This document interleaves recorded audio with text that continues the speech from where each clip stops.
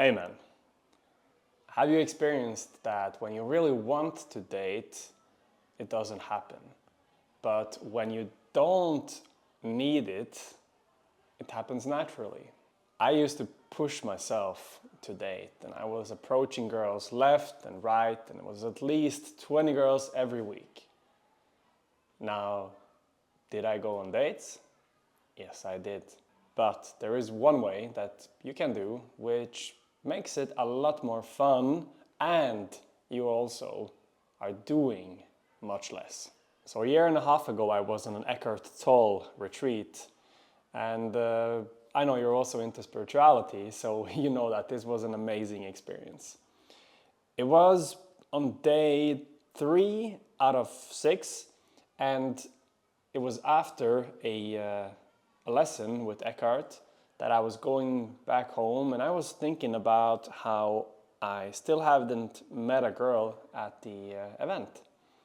And I really wanted to meet a girl, so there was one girl that I had seen before, and we were walking back together from the event kind of into our separate flats, because there were like flats, small apartments all around the place.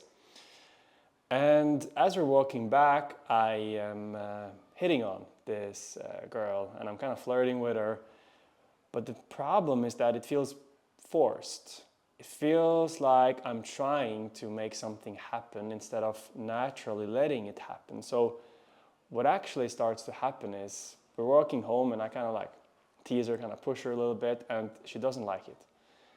And that's not a problem, but there was just something about just my energy of like trying to make it happen, that I started to feel really creepy. So we walk back, and it's so interesting, man. We're walking back, and we actually live in the same building, and then almost the same floor, and I'm letting her walk ahead of me, and like every like staircase we go up, like I feel like I'm fucking stalking her, because she goes up 1, I go up, because I live in the 3 and she lives in the 4 or something like that. And man, it was a horrible experience. And then I get home, and I'm this close to not going out again that evening. But there was some speak about a bonfire taking place, and some guys creating a big bonfire, and a lot of guys going. And I really wanted to go, but I was this close to not going because of the incident. But then I decide, you know what? I will go out, I'm going to be social, and if I meet someone, I meet someone. If I don't, I'll just forget about it. I'll just go out and I'll have fun. So I go out, and first I see a girl that I'm not attracted to, but I just, hey, what's up? Are you going to the bonfire? He's like, yeah. I'm like, cool. And we start to talk, and I'm not really focused about, what I'm getting. I'm just trying to create some good vibes and just have a little bit of fun. And we walk, we get to the bonfire, and it's amazing. It's a huge bonfire, there's a lot of people, and there's a guy playing a guitar. So we're standing there, I meet some friends, we're talking, and then I decide to sit down next to the bonfire, right next to a blonde girl. And this blonde girl, man, I'm pretty attracted. So I sit down, and I immediately feel stifled. You know what I mean when you see someone that you like and you get so nervous you cannot speak? Well, that was me. I'm sitting there, and despite all of my years of having dated girls, and I was even coaching at this time, I just felt stifled. I didn't know what to say. So I said like, hi, and then I just sat there and I couldn't say anything.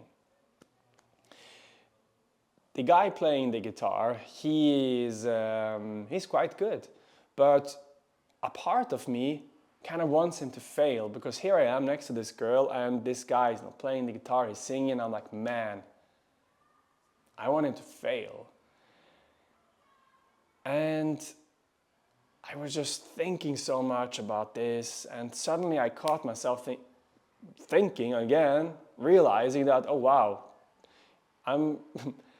I'm creating a suffering for myself. Like, this is a living hell. This guy, he's just a guy, and here I am imposing my ego on the situation again. So I drop that. I say, you know what, I'm gonna cheer him instead. So I started like, yeah, man, you got this, because he was also a bit nervous. I'm like, yeah, man, you got this. I was cheering him up, he was singing, yeah. And all of this excitement, this willingness to kind of let someone else win, I felt unstifled. And the next moment, I have this idea, this excitement again, that I want to go up and freestyle while he plays the guitar. Now, this is not super random. I've been freestyling on stages before, but I've never this spontaneously went up and, hundreds, maybe 150 people around the bonfire and just freestyling. But I just feel the impulse, so I get up and I say like, hey guys, I'm gonna freestyle, you play the guitar. And this is exactly what happens. So for the next, 10, 12 minutes, we go back and forth, and man, it's such an amazing experience. Then when I finish, people come up, they're like, hey, Edin, so good, which is pretty cool. And then I turn left, because I'm like, where is the girl, the blonde girl? And I look, and she's not there, and I turn left, and there she is. She comes up to me, she's like, wow, that was amazing. And we start chatting, continue chatting that evening, and for the next couple of days, we had an awesome time together. Yeah, so how do you do this? Well, you do this by allowing life to happen without forcing it. And a great way to do that, which decreases your social anxiety, but also your fear of rejection, is by something called the social warm-up. Now, I've explained the social warm-up, and I've showed the social warm-up in my previous videos, but very briefly, what the social warm-up is about is that you focus on your inputs. You focus on doing something positive with other people. And an example of that is you leave your house, and the first person you see, you smile and you say hi. You're giving good energy. Maybe that person rejects you, but it doesn't matter. You say hi.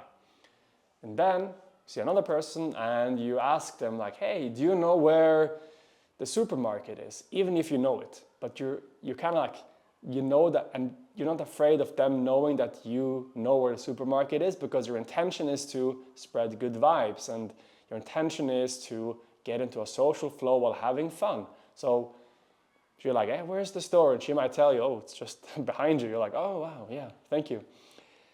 And then you want to make it a little more difficult. So you can ask a girl a question, or you can even give a compliment to a girl. You can say, hey, I think your jacket, it looks really good on you, you can say. And then you want to increase it a little bit. So you might tell a girl, hey, I think you look beautiful today. And then you want to increase it again. You might go up to a girl and you can give her a genuine compliment like, hey, I think you look beautiful. What's your name? And every time, your intention is to give positive energy. It's to get into the social flow by giving, so that you're not so focused on what you're gonna get in return, which lowers the pressure. Because even if she's like, oh, I'm not interested, you just want to give her like good energy, positivity. So whatever happens, it's not so important, because you didn't aim so hard for that goal and needing it to happen. And then, of course, you continue the conversation as long as you can. If you cannot go any longer, that's fine. You can approach a new girl and you can say like, hey, I think you look amazing. What's your name? You know what? I want to take you out. What's your number? Or something like that. And every time you are focusing on what you are giving. Now, I want to challenge you to try the social warm-up, to do it. And I would love for you to comment down below when you have done it, or even comment down, I'm going to do it, and I would love to follow you up on it, give you some hype, and That's it. Peace. Subscribe for more, and I'll see you in the next one.